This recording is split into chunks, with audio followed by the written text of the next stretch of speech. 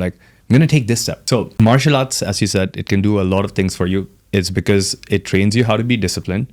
It trains you how to respond under stressful situations, control stress environments.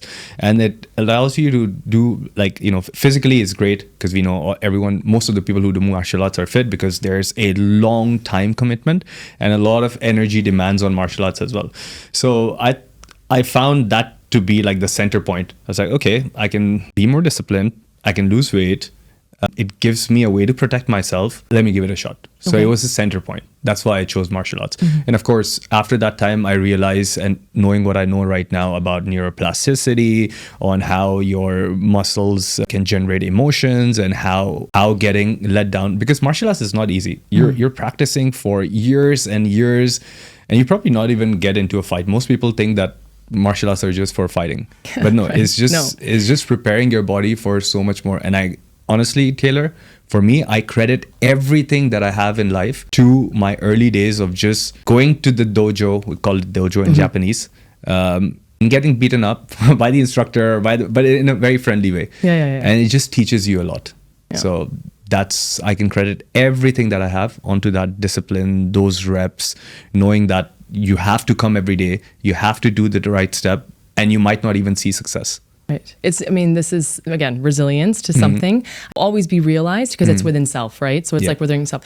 One, thing that I know some people that are struggling with their outer appearance, so with their weight or whatever it is, when you go into a class environment or when you go into like a physical, like a gym or anything like that, you would feel intimidated, right? If you don't physically feel great about yourself, right? This is your emotions. You're going to have a lot of thoughts that are going to trigger these emotions, and you're going to feel probably even less secure about yourself.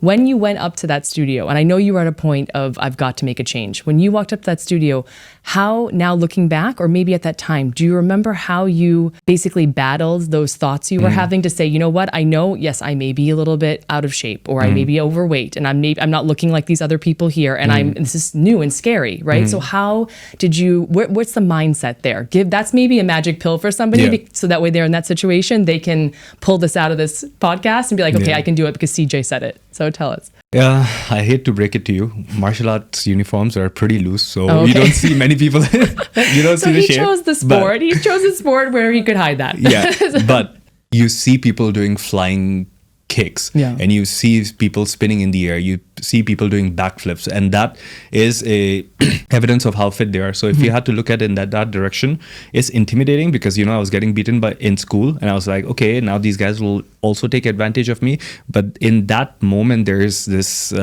window of opportunity or a choice where you say, okay, I'm going to take a certain amount of calculated risk because these guys who are here, they probably, and I spoke to the instructor, I'm like, hey, listen, this is my problems. Do you think this will work for me? He said, of course, like this will. And it's just taking that one step, trusting I didn't even know what intuition was, but I guess at this time feels more like an intuitive step, tapping into thinking, okay, sounds like a risk, but sounds like there's more upside to this than the downside. And the upside is easy to measure. So I took that risk.